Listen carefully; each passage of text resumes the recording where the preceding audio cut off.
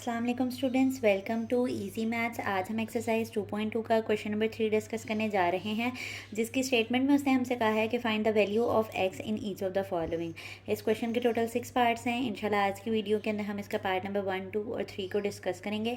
उसने हमें कहा है कि हर सवाल में जो एक जो आपके पास वेरिएबल आ रहा है, एक एक्स आ रहा है, उसकी वैल्यू को फाइंड करें। ठीक है, तो चलते हैं अपने सबसे पहले क्वेश्चन की तरफ। तो पहले क्वेश्चन के अंदर से अगर मैं एक्स को फाइंड करना चाहती हूँ ना, तो लोगैरिथमिक फॉर्म के अंदर इसको सॉल्व करना बड़ा मेरे लिए डिफ़िकल्ट हो जाएगा। तो इसीलिए मैं इसको पहले कन्वर्ट कर लेती हूँ एक्सपोनेंशियल फॉर्म में। तो एक्सपोनेंशियल फॉर्म में लेकर जाने के लिए हम यहाँ पर अपना फार्मूला रेफ़र करेंगे। और फार्मूला हमने जो है वो प्रीवियस वीडियोस के लेक्चर्स के अंदर हमने बहुत अच्छे से सीखा था कि हमारे पास क्या होता है फार्मूला। पहले हम बताएंगे कि हम एक्सपोनेंशियल फॉर्म में लिख रहे हैं। एक्सपोनेंशियल फॉर्म का जो हमारे पास फार्मूला होता है वो होता है कि अगर कोई चीज़ लोगैरिथमिक फॉर्म में लिखी हुई है बेस बी के साथ और यहाँ पर एक्स है और इधर वाई है, तो हम इसको एक्सपोनेंशियल फॉर्म में कैसे लिख सकते हैं। ये जो बी है ये बेस है, ये दोनों इंटरचेंज हो जाएंगे, तो वाई एक्स की जगह पर और एक्स वाई की जगह पर। तो अब आप देखें आपके यहाँ पर बी में क्या पड़ा हुआ है, एक्स पड़ा हुआ है, तो आपने यहाँ पर एक्स लिख लेना है। आपके एक्स में 64 पड़ा हुआ है और 64 ने दूसरी तरफ लिखे जाना है, तो इसको मैंने इधर लिख लिया है। और एक्स की पावर क्या बन रही है आपके पास, 3 बन रही है, यानी कि वाई के अंदर 3 पड़ा हुआ है तो वाई पावर बनती है। तो यहाँ पर मैंने इसकी पावर क्या लिख दिया है, 3 लिख दिया। अब आप देखें कि 64 का आप एलसीएम लें। ठीक है, तो हम एलसीएम ले लेते हैं। यहाँ पर आप अपने नोट्स में अच्छे से जो है वो सॉल्व करें चीज़ों को। तो ये आपके पास क्या बनेगा, 2 3 ज़ा 6, 2 2 ज़ा 4, 2 1 ज़ा 2, 2 6 ज़ा 12, 2 8 ज़ा 16, ठीक है, 2 4 ज़ा 8, 2 2 ज़ा 4 और 2 1 ज़ा 2, यानी कि मुझे क्यूब फॉर्म में लिखना है ये। तो आपके पास 2 का क्यूब और 2 का क्यूब बन रहा है, तो यहाँ पर मैं क्या लिख सकती हूँ, 2 क्यूब मल्टीप्लाई बाय 2 क्यूब। हमने सीखा था कि अगर किसी नंबर के ऊपर सेम पावर होती है तो हम उसको होल में लिख सकते हैं और वो होल में जा सकती है, यानी ये जो सेपरेट पावर थी हम इसको होल में लेके जा सकते हैं। ये चैप्टर नंबर 1 के अंदर हमने सीखी थी ये आइडेंटिटी, ठीक है, लॉ ऑफ इंडिसेस के अंदर। तो 2 2 आपके पास क्या होता है, 4 होता है, तो 4 रेज़ टू पावर 3 बन गया। अब आप देखें कि मैं अगर यहाँ पर दोनों साइड्स पे क्यूब रूट ले लूँ तो आपके पास क्या बन जाएगा, आपके पास ये 3 और 3 कैंसल्स हो जाएंगे और हमारे पास जो एक्स की वैल्यू है वो निकल आ जाएगी। तो take cube root.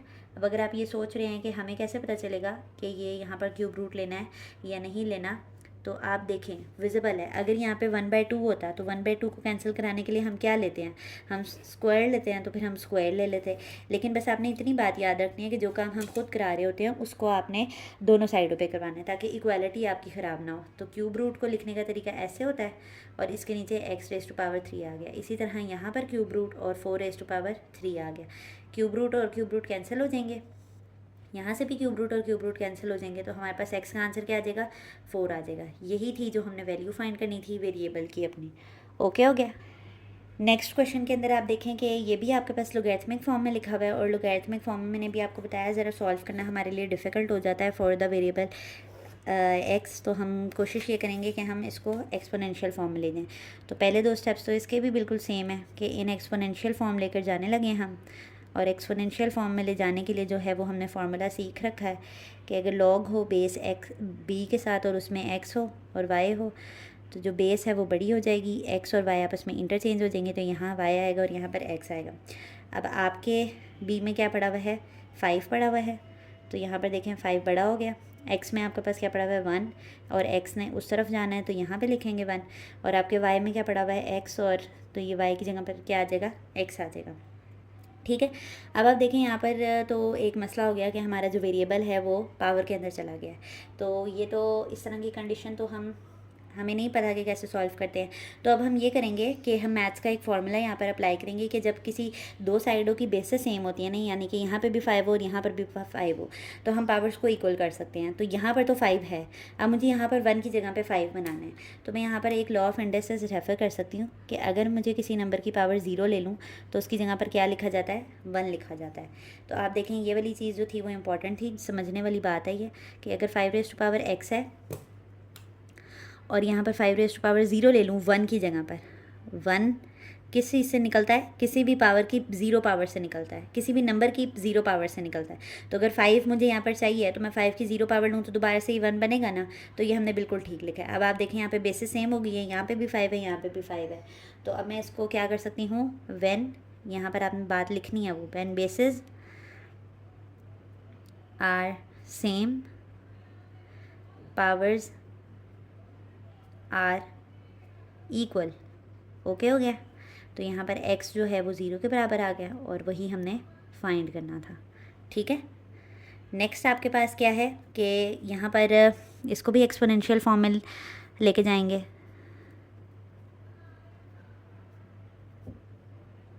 Exponential form में तो ये हमारे पास क्या आ जाएगा, log b x is equals to y, b y is equals to x.